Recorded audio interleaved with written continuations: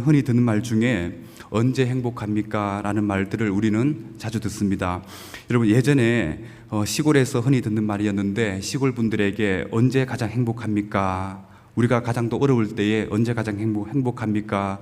라고 물어보면 마른 논에 물 들어갈 때가 행복합니다 라고 이렇게 시골에서 이야기를 합니다. 여러분, 또 언제 행복하냐면 자식 입에 숟가락 들어갈 때 행복합니다. 여러분, 어려울 때에 그렇게 우리가 흔히 했던 말들입니다. 그래서 흔히 남자가 태어나서 일생에 3번은 행복하다라고 합니다. 여러분, 남자가 일생에 3번 행복한데 그때가 언제입니까? 혹시 아십니까? 여러분, 3위가 여러분 제가 말씀드릴게요. 남자가 3번 행복한데 3위가 장가들 때라고 합니다. 흔히 혼자 살다가 예쁜 아내를 만나 가정을 이룰 때 남자가 행복하다라고 말합니다. 그럼 2위는 뭐겠습니까? 2위는 아들을 낳을 때 행복하다라고 합니다. 그런데 요즘 그런 것 같지 않습니다. 딸을 놓으면 비행기를 타기에 딸이 더 행복하다라는 시대가 되었습니다. 어쨌든 아들을 놓으면 행복합니다. 여러분, 그러면 대망의 1위는 뭐겠습니까? 그 아들이 장가 갈 때 행복하다라고 합니다. 이것이 보통 우리가 사는 세상에서 3가지 행복이라고 얘기를 합니다. 우리들이 룻기를 살펴보면서 이런 행복한 가정을 꿈꾸었던 한 가정이 있습니다. 여러분, 엘리멜렉이라는 한 남자가 나오미라는 예쁜 아내를 만났습니다. 여러분, 나오미의 이름의 뜻은 나의 기쁨이라는 이름의 뜻인데, 이처럼 예쁘게 자라온 한 여자가 엘리멜렉이라는 남편을 만나 베들레헴이라는 아담하고 풍경이 넘치는, 그러면서도 베들레헴의 이름처럼 떡집이라는 이름처럼 풍요로운 마을에서 그렇게 아름답게 결혼식을 올려서 장가를 들었습니다. 그리고 행복의 이순이라고 하는 아들을 낳았습니다. 기론과 말론이라는 2 아들을 낳고, 그리고 모압으로 행복을 찾아 이주를 하였습니다. 그리고 모압에서 행복의 1위인 아들이 장가를 들었습니다. 모압에서 예쁜 며느리를 얻었습니다. 그러나 10년의 모압의 생활 끝에 엘리멜렉이 죽고 나오미의 남편이 죽고 이제 그리고 얼마 남지 않는 2 아들마저 죽었습니다. 한순간의 행복이 모두 깨뜨려지고 모압에서 다시 베들레헴으로 며느리 중에 오르마는 돌아가고 룻만 덩그러니 나오미를 따라 베들레헴으로 돌아왔습니다. 사람들은 모두 웅성웅성하기 시작합니다. 여러분, 우리 1장 19절 말씀 한번 읽어볼까요? 1장 19절 시작. 이에 그 2 사람이 베들레헴까지 갔더라. 베들레헴에 이를 때에 온 성읍이 그들로 말미암아 떠들며 이르기를 이가 나오미냐 하는지라. 여러분, 사람들이 뭐라고 부르고 있습니까? 이가 나오미냐라고 떠들고 있는 것이지요. 여러분, 고향으로 돌아왔지만 나오미의 몰골을 본 이 동네 사람들이 모두 기가 막혀서 말이 나오질 않습니다. 그래서 한 말이 뭡니까? 이가 나오미냐라고 탄식하는 말이 바로 이 말입니다. 여러분, 그 10년간의 고생 끝에 돌아온 이 나오미를 볼 때에 남편이 죽고 2 아들마저 죽어서 돌아온, 그리고 이방 여인 룻을 덩그렇게 데리고 온 이 여인을 보았을 때에 여러분, 모압에서 이스라엘까지 베들레헴까지는 꼬박 걸어오면 7일 동안 걸어올 수 있는 거리입니다. 여러분, 아이들이 걸어올 수 있는 거리로는 2주간을 걸어야 됩니다. 여러분, 이렇게 혼자 걷다 보니까 제대로 음식 먹겠습니까? 온몸이 초조하고 목욕도 제대로 못한 그런 모습을 가운데에 죄송합니다. 사람들이 말이 나오질 않는 겁니다. 그래서 어떻게 말하고 있습니까? 이가 나오미냐라고 탄식을 하고 있는 것이지요. 여러분, 이 말에 나오미가 너무 괴로워서 어떻게 말하고 있습니까? 우리 1장 20절 한번 읽어볼까요? 20절, 21절 시작. 나오미가 그들에게 이르되 나를 나오미라 부르지 말고 나를 마라라 부르라. 이는 전능자가 나를 심히 괴롭게 하셨음이니라. 내가 풍족하게 나갔더니 여호와께서 내게 비어 돌아오게 하셨느니라. 여호와께서 나를 징벌하셨고 전능자가 나를 괴롭게 하셨거늘 너희가 어찌 나를 나오미라 부르느냐 하니라. 여러분, 나오미는 남편이 죽고 2 아들이 모두 죽는 이 엄청난 현실 가운데 자신의 처지를 이렇게 안타까움을 이렇게 표현을 합니다. 나를 괴로움이라 불러주세요. 하나님이 나를 괴롭게 하셨습니다. 하나님이 나를 비어 돌아오게 하셨습니다. 하나님이 나를 벌하셨습니다 라고 자신의 문제에 완전히 함몰되어져 있는 모습을 발견할 수 있습니다. 여러분, 이런 절박한 현실에서 여러분, 우리가 오늘 2장이 열려지고 있는 것이지요. 여러분, 2장이 열리는데 룻기 2장에서는 이삭 죽기를 하는 룻을 만나게 됩니다. 여러분, 지금 룻이 혼자 낯선 밭에서 이삭을 줍는다는 것은 굉장한 위험한 일이 될 수 있습니다. 여러분, 시어머니가 당연히 따라 나가야 하는 것이죠. 여러분, 근데 시어머니가 지금 그 이삭 죽기 현장으로 나가고 있습니까? 못 나가고 있죠. 왜 그렇습니까?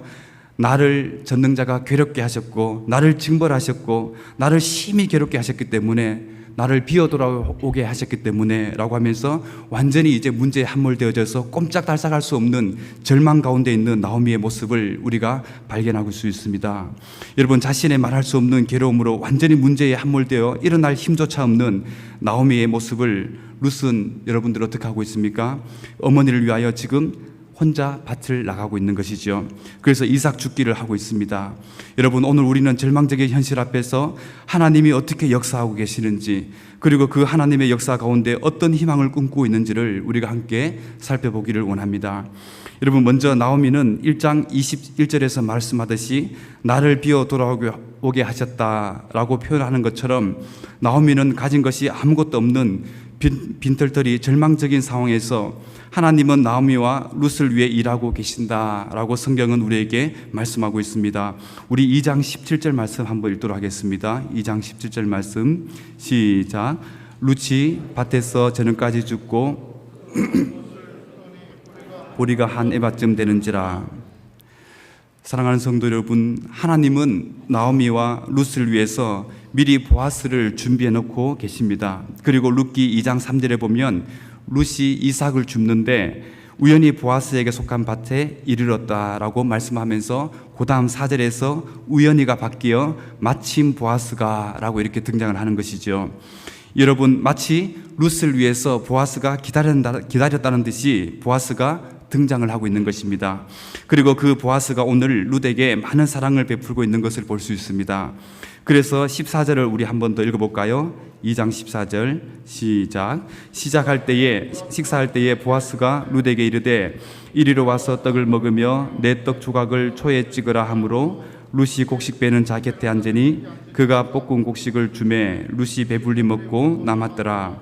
룻이 이삭을 주우러 일어날 때에 보아스가 자기 소년들에게 명령하여 이르되 그에게 곡식단의 사이에서 죽게 하고 책망하지 말고 또 그를 위하여 곡식 다발에서 조금씩 뽑아버려서 그에게 죽게 하고 꾸짖지 말라 하니라. 여러분, 14절에 보니까 보아스가 룻을 어떻게 대하고 있습니까? 여러분, 고대 근동사회에서 주인이 종과 식사하는 것은 매우 이례적인 일입니다. 그것도 이방 여인이며 과부인 룻을 자신의 식탁으로 초대해서 함께 음식을 먹는다는 것은 있을 수 없는 일을 지금 보아스는 하고 있는 것입니다. 그리고 여기에 보니까 그냥 먹는 것이 아니라 어디에 찍어서 먹으라 라고 말씀하고 있는데 그게 뭡니까? 초에 찍어서 먹으라 라고 권면하고 있습니다. 여러분, 초가 뭡니까? 초는 그 맛을 내는 소스입니다. 그러니까 그냥 빵만 주어도 좋을 텐데 빵을 맛있게 먹을 수 있도록 아주 맛있는 소스까지 이렇게 직접 제공하는 것을 볼 수 있습니다. 여러분, 그리고 그 음식을 하인에게 시키지 않고 자신이 직접 룻에게 음식을 갖다 주고 있는 것을 볼 수 있습니다. 여러분, 우리는 보아스의 모습을 보면서 무엇을 발견할 수 있습니까? 하나님의 은혜를 발견할 수 있습니다. 여러분, 아무런 자격 없는, 아무런 조건이 되지 않는 이방 여인 룻을 향해 보아스는 당시 상식을 깨는 이러한 은혜를 베풀고 있는 것이지요. 여러분, 이뿐 아니라 15절에 보니까 보아스는 일꾼들을 불러서 룻이 곡식단 사이에서 이삭을 주울 수 있도록 그렇게 허락을 해주고 있습니다. 여러분, 이것도 감사한데 우리 다시 한번 15절 한번 읽어볼까요? 15절 시작. 룻이 이삭을 주우러 일어날 때에 보아스가 자기 소년들에게 명령하여 이르되 우리에게 곡식단 사이에서 죽게 하고 책망하지 말며. 여러분, 이 당시에 추수를 할 때 곡식단을 이렇게 막 쌓아놓습니다. 그죠? 곡식단을 사놓으면 여기에 곡식단 사이에 들어와서 이삭을 줍는 것은 당시에 금했습니다. 여러분, 추수를 하게 되면 곡식을 이렇게 묶잖아요. 그죠? 곡식을 묶으면 그 사이에서 이삭이 많이 떨어집니다. 여러분, 그러면 통상적으로 추수할 때 여러분 그 떨어진 곡식단까지 다시 이삭 그 곡식단으로 묶었기 때문에 여러분 이 추수하는 그 시기에는 그 시간에는 여러분 이삭을 주우러 사람들이 들어오질 못했습니다. 그런데 지금 보아스는 어떻게 하고 있습니까? 룻을 곡식단 사이에서 주울 수 있도록 그렇게 허락하고 있죠. 그리고 이뿐만 아니라 어떻게 하고 있습니까? 곡식단 사이에서 뽑아서 버리도록 이렇게 하고 있는 것이지요. 여러분, 이뿐만 아니라 어떻게 하고 있습니까? 그가 수치를 당하지 않도록, 꾸짖지 말도록, 책망하지 말도록 그렇게까지 다 이르는 것을 볼 수 있습니다. 여러분, 그 결과 어떻게 되었습니까? 우리 17절 한번 읽어볼까요? 17절 시작. 룻이 밭에서 저녁까지 죽고 그 죽은 것을 떠니 보리가 한 에바쯤 되는지라. 여러분, 보리가 얼마큼 되었다라고 말씀하고 있습니까? 한 에바쯤 되었다. 여러분, 한 에바가 얼마입니까? 여러분, 부피의 단위로서는 약 22리터 정도 되는 양입니다. 여러분, 22리터 정도 되는데 감이 잘 안 오시죠? 그러니까 콜라병으로 하면 콜라 페트병 1.5리터이죠. 그죠? 1.5리터가 몇 개가 있어야 됩니까? 15개 정도를 이렇게 딱 진열을 해놓으면 됩니다. 여러분, 근데 여기 보니까 곡식을 어떻게 하니? 룻이 밭에서 저녁까지 죽고 그 죽은 것을 어떻게 하니? 떠니라고 합니다. 여러분, 떠니라는 표현은 껍질을 모두 타작한 것이지요. 여러분, 곡식을 다 타작해서 페트병 몇 개, 15개에 다 담아 놓을 정도로 하루의 일을 그렇게 주운 겁니다. 여러분, 이것을 무게로 환산하면 약 15kg의 무게입니다. 여러분, 우리가 마트에서 살 한 포를 사면 몇 킬로그램입니까? 10kg도 있고 20kg도 있죠. 저희 집은 통상적으로 한 20kg을 사서 먹습니다. 여러분, 20kg보다 약 5kg 정도가 부족한 그 양이 바로 한 에바입니다.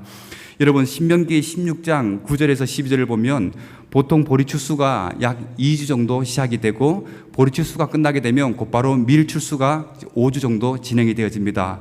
그러니까 2주와 5주를 합하면 총 몇 주 동안 추수를 하는 겁니까? 7주 동안 이렇게 추수를 하게 됩니다. 여러분, 그 추수의 시기가 언제냐면 우리 달력으로는 3월부터 보리 추수를 시작해서 4월 말까지 밀까지 모두 다 마치게 되는데, 여러분, 밀 추수가 끝나는 시기가 바로 오순절입니다. 여러분, 룻이 오늘 얼마의 이삭을 주었다고 기록하고 있습니까? 한 에바를 주었다라고 말씀하고 있습니다. 여러분, 부피로는 22리터, 콜라병으로는 15개, 무게로는 15kg 이렇게 거두었는데, 여러분, 이 당시에 남자들이 하루에 나가서 일을 합니다. 일을 하고 품삯으로 보통 보리나 밀 1kg을 받았다라고 합니다. 여러분, 그러니까 15kg이니까 룻은 남자의 몇 배를 지금 거둬들인 겁니까? 몇 배입니까? 15kg인데 남자가 나가서 일을 하면 하루 저녁에 품삯으로 1kg을 받아요. 그럼 몇 배? 15배 맞습니다. 여러분, 15배를 더 거두어 드렸습니다. 룻이 만약, 여러분, 아까 추수를 몇 주 동안 한다고 말씀드렸습니까? 7주 동안. 7주 동안 매일같이 한 에바씩 이렇게 거둔다면, 여러분, 제가 한번 계산해 봤습니다. 계산해 보니까 하루에 22리터니까 일주일에 안식일을 빼고 6일 동안 일을 하면 132리터를 거두게 됩니다. 이것을 7주 동안 계산하면 924리터의 양을 추수하는데, 여러분, 924리터라고 하니까 잘 감이 안 와닿죠. 그죠? 그래서 이것을 다시 킬로그램으로 계산해 보니까 924리터는 630kg입니다. 여러분, 이것도 잘 와닿지 않죠? 그래서 이것을 다시 쉽게 살 20kg으로 제가 바꿔봤습니다. 여러분, 마트에서 살 20kg으로 계산해 보니까 이 룻이 7주 동안 그렇게 매일마다 거둬들이면, 여러분, 모두 몇 포를 거둬들이냐면 20kg 살을 32포를 거둬들이게 됩니다. 여러분, 많지 않습니까? 많지요, 그죠? 여러분, 이때 우리 입에서 뭐가 나야 됩니까? 감탄사가, 그렇지요, 와가 나야 됩니다. 우리 한번 해볼까요? 와. 여러분, 어떻게 이렇게 여인이 혼자 나가서 7주 동안 32포에 20kg을 이렇게 다 거둬들일 수 있을까요? 여러분, 이것은 1년치의 곡식보다 더 많은 양입니다. 여러분, 이 큰 은혜를 하나님은 보아스를 통해서 준비하고 있는 것이지요. 사랑하는 성도 여러분, 이런 나오미의 절망적인 삶에 하나님은 룻을 통해서, 아니 보아스를 통해서 희망을 준비하고 계시는 것을 우리가 볼 수 있습니다. 그래서 우리는 다음으로 나오미의 모습 속에서 절망 가운데 신음하던 나오미가 이제 희망으로 전환되는 이러한 과정들을 우리가 함께 살펴보기를 원합니다. 우리 19절을 한번 읽어볼까요? 19절 시작. 시어머니가 그에게 이르되 오늘 어디서 주었느냐? 어디서 일을 하였느냐? 너를 돌본 자에게 복이 있기를 원하노라 하니, 룻이 누구에게 일했는지를 시어머니에게 알게 하여 이르되 오늘 일하게 한 사람의 이름은 보아스니이다 하는지라. 여러분, 룻이 22리터의 곡식을 메고 시어머니에게 가져왔습니다. 이뿐 아니라 아무것도 먹지 못하는 시어머니를 위해서 룻은 지금 어떻게 하고 있습니까? 우리 18절 다시 한번 천천히 한번 읽어볼까요? 18절 시작. 그것을 가지고 성읍에 들어가서 시어머니에게 그 주운 것을 보이고 그가 배불리 먹고 남긴 것을 내어 시어머니에게 드리매. 여러분, 지금 여기서 하루 장정이 받는 품삯의 15배나 되는 이 많은 곡식, 이삭을 주운 룻은 그 곡식을 가지고 나오미에게 보였습니다. 그리고 그뿐만 아니라 점심때 보아스가 베풀어 주었던 먹고 남긴 것을 시어머니에게 갖다 드립니다. 여러분, 우리가 얼핏 보면 룻이 다 먹다 남은 것을 갖다 드린 것 같은데 사실은 그런 것이 아니라 이 표현은 여러분, 보아스가 너무나 많은 양을 주었기 때문에 룻이 어머니를 위해서 얼마의 양을 떼어놓은 것을 말합니다. 미리 음식을 먹기 전에 룻은 어머니를 생각하면서 그 양식을, 그 음식을 이미 떼어놓았습니다. 그리고 저녁에 일을 다 마치고 자기의 일한 그 품삯을 가지고 그리고 남은 음식을 가지고 어머니에게 찾아간 것이지요. 사랑하는 성도 여러분, 룻은 점심을 배불리 먹고 집에 있는 시어머니를 생각하면서 음식을 이렇게 따로 떼어놓습니다. 여러분, 룻은 하나님의 은혜를 아는 여인이기 때문에 이런 것들이 가능한 것이지요. 혼자 점심 먹고 다 끝내도 될 터인데 룻은 그렇게 하지 않습니다. 여러분, 하나님의 은혜를 아는 사람은 그 마음이 참 예쁜 것을 볼 수 있습니다. 여러분, 보통 우리가 흔히 하는 말로 딸은 누구를 닮는다라고 얘기를 합니까? 엄마를 닮죠. 그죠, 여러분. 그래서 구약에 보면 여러분 참 이렇게 이 표현이 맞을지 모르겠는데 아합의 아내 이세벨이 등장하는 것을 볼 수 있습니다. 여러분, 이세벨 누군지 아시죠? 이세벨은 북이스라엘을 완전히 이교도의 나라로 바꿔버린 그러한 나쁜 여자였습니다. 여러분, 이 이세벨이 당시 선지자들을 죽이고 가장 악한 여자가 이세벨이었는데 여러분, 이세벨의 딸이 아달랴입니다. 여러분, 이 아달랴가 남유다의 여호사밧의 아들 요람과 결혼을 하게 됩니다.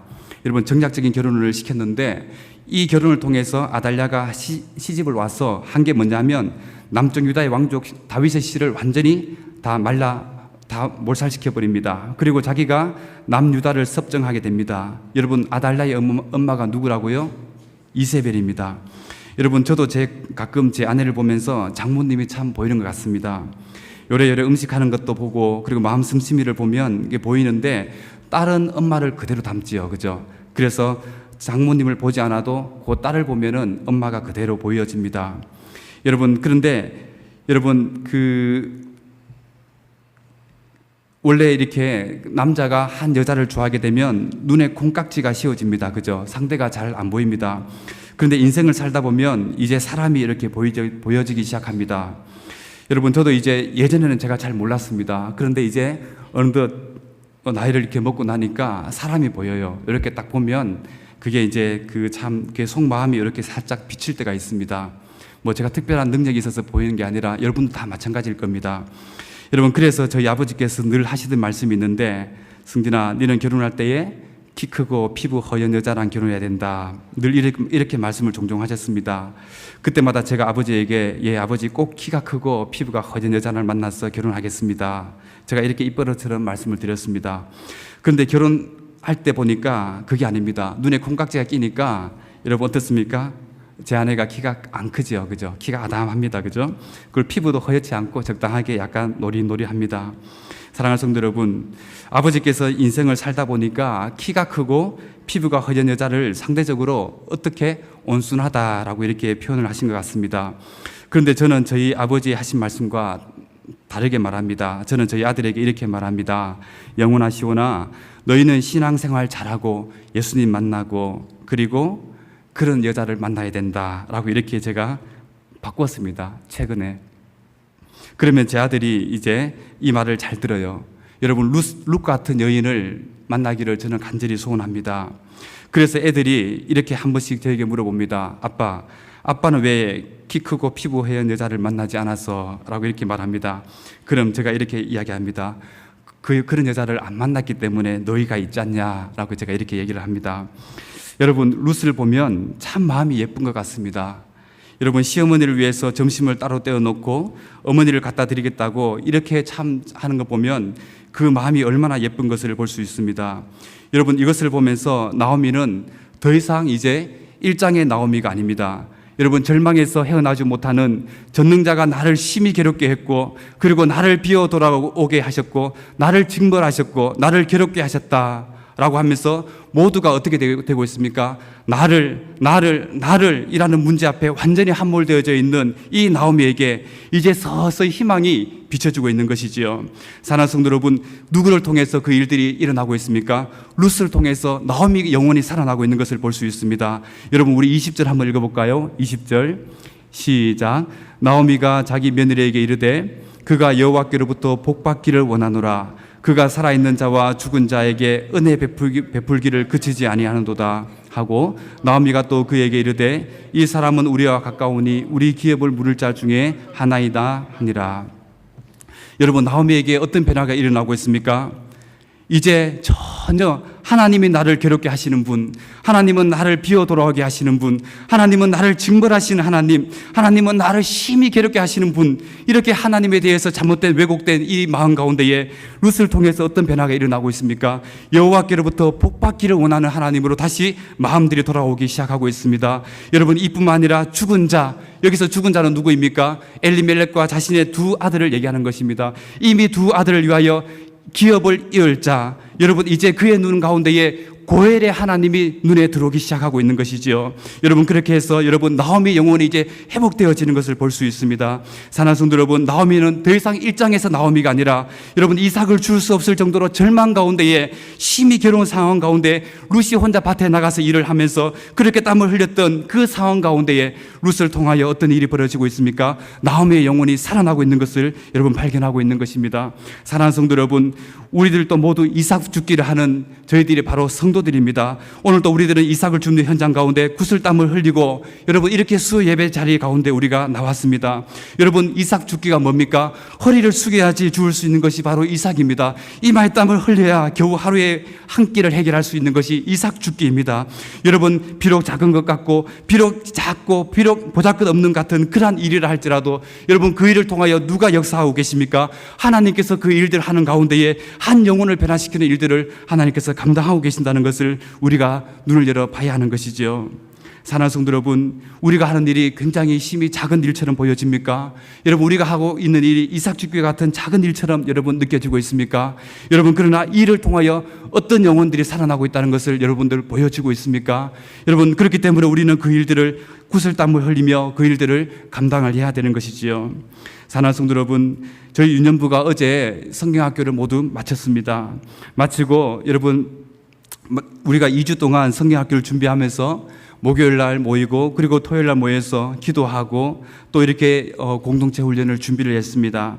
여러분, 우리 성경학교를 준비하면서 이번에 공동체 훈련이 바로 창조와 그리고 타락과 그리고 이 타락한 아이들이 세상에서 그 세상의 즐거움을 위하여 살아가고 그 가운데서 지옥 형벌을 면치 못하는 그 과정 가운데에 십자가를 발견하게 하고 그리고 그 가운데 십자가를 통해서 성령님을 경험하게 되어지는 이런 공동체 프로그램을 저희들이 구상을 하고 함께 준비했습니다.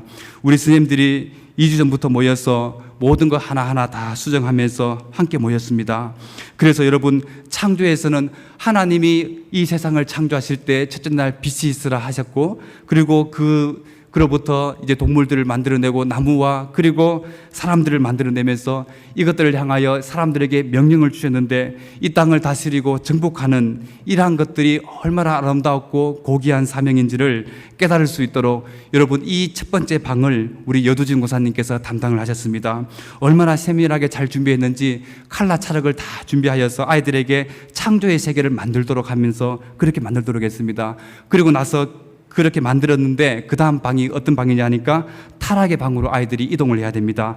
그 타락하는 방은 황선한 선생님께서 담당을 하셨는데 여러분 그 큰 나무를 준비해오고 그리고 그 나무의 선악과처럼 보여줄 수 있는 이런 복숭아 같은 것을 다 매달아서 아이들이 이것을 먹지 말라고 했는데 아이들이 이것을 따먹고 나서 범죄하여 쫓겨나는 그 일들을 그 프로그램들을 다 진행을 했습니다. 그리고 이 아이들이 쫓겨나서 어디로 오냐니까 세상 가운데 방황하는 그러한 그 현장 가운데에 연은혜 지사님께서 여러분 우리 아이들에게 죄의 무게를 다 만들어주기 위해서 직접 이렇게 작은 죄의 무게들을 안에 쌀을 넣어서 그렇게 만들어서 어깨에 맬 수 있고 그리고 발목에 부착할 수 있도록 그렇게 많은 수고와 그런 헌신들을 했습니다. 여러분, 그리고 풍선을 다달아서 그 속에서 풍선 가운데서 영생을 뽑을 수 있도록 아이들에게 허락했는데 그 풍선 안에 뭐가 있습니까? 영생이 없지요. 전부 다 지옥과 형벌과 그리고 모두 다 멸망이라는 것밖에 없습니다. 아이들이 그 세상 가운데서 하나님을, 여러분, 십자가를 만나지 못할 때에 멸망 가운데 처할 수밖에 없다는 것을 아이들이 이 공동체 훈련을 통해서 깨닫게 하도록 만들었습니다. 여러분, 하나하나 얼마나 손이 가고 수고스러운 일인지 모르겠습니다. 그리고 그 가운데서 이제 십자가를 만날 수 있는 그 다음 장소로 아이들을 이동을 시켰습니다.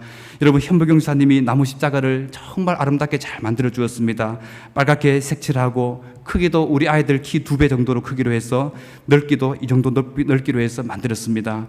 여러분, 아이들이 그 십자가를 메고 우리 예수님께로 이제 걸어가서 이제 자신의 죄의 목록들을 다 기록하고 그 십자가 앞에 자기의 죄의 목록들을 다 박았습니다. 여러분, 그리고 그 가운데 십자가 앞에서 무릎을 꿇고 아이들이 눈물을 흘리며 울었습니다.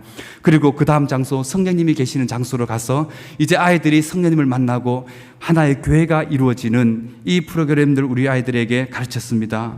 여러분, 이뿐만 아니라 여러분, 그날 저녁에는 아이들이 예수님이 자신의 죄 때문에 돌아가셨다는 사실을 깨닫고 여러분, 기도하는 시간에 아이들이 대부분 다 울었습니다. 얼마나 아이들이 눈물을 흘렸는지 바닥에 눈물이 흥건하게 적셔졌습니다. 여러분, 어떤 아이들은 서러워서 울음이 멈춰지질 않는 그런 시간이 우리에게 있었습니다. 여러분, 어떻게 해서 이러한 일들이 있게 되어집니까? 우리 모두 다 우리 선생님들, 교사들이 이삭을 줍는 현장 가운데에 정말 이 한 아이들의 그 영혼의 회심과 변화를 위해서 수고하고 눈물 흘리고 기도했기 때문에 여러분, 한 생명이 주께로 돌아오는 이 아름다운 은혜가 있었다고 저는 생각을 합니다. 사랑하는 성도 여러분, 이런 준비하는 이삭 죽기가 현장에 없었다면 여러분, 한 영혼의 주께로 세워질 수 없는 그러한 아버지 하나님, 하나님께서 우리에게 베풀어 주신 이 귀한 일들을 우리가 해낼 수 없는 것이지요. 사랑하는 성도 여러분, 우리에게 맡겨준 이삭의 죽기가 무엇입니까? 비록 여러분 하나의 작은 것 같아도 여러분, 이것을 통해서 한 영혼이 살아나고 한 영혼이 변화되어지는 여러분, 이러한 기대를 가지고 우리는 그 현장 가운데 나가야 하는 것이지요. 그 가운데서 누가 일하시고 계십니까? 하나님께서 여전히 일하고 계신다는 것을 믿음의 눈을 열어서 봐야 되는 것이지요. 여러분, 이제 나오미 마음 가운데서는 이제 우리의 기업을 물어주실 수 있는 이 보아스가 이 고엘의 하나님께서 바로 이 보아스를 준비하셨다는 것을 믿음 가운데 생겨나기 시작하는 것이지요. 여러분, 어떻게 해서 그렇게 마음 가운데 생겨나기 시작합니까? 바로 루세, 바로 이 이삭 죽기를 통하여 일어나는 것입니다. 사랑하는 성도 여러분, 오늘도 내일도 우리는 앞으로 끊임없이 우리는 우리의 삶 가운데에 이삭 죽기라는 현장 가운데 우리는 허리를 숙여야 될 때가 있을 것입니다. 여러분, 한 사람 한 사람 여러분 얼마나 힘든지 모르겠습니다. 눈물 없이는, 여러분 이마에 땀이 없이는 여러분 그 일들을 감당할 수 없습니다. 그러나 그 수고와 헌신 가운데에 여러분 한 생명이 살아난다는 것을 우리는 기대감을 가지고 그 일들을 감당하시기를 주의 이름으로 축복드리겠습니다. 오늘 여러분 절망에서 희망으로 바뀌는 이 현장 가운데에 하나님께서 여러분들과 저를 사용하시기를 원하시는 것이지요. 사랑하는 성도 여러분, 우리 주님이 오실 때까지 이 아름다운 일들을 믿음으로 감당하여서 주님 앞에 아름답게 설 수 있는 저와 여러분들이 되시기를 주의 이름으로 다시 한번 축복드리겠습니다. 기도하겠습니다.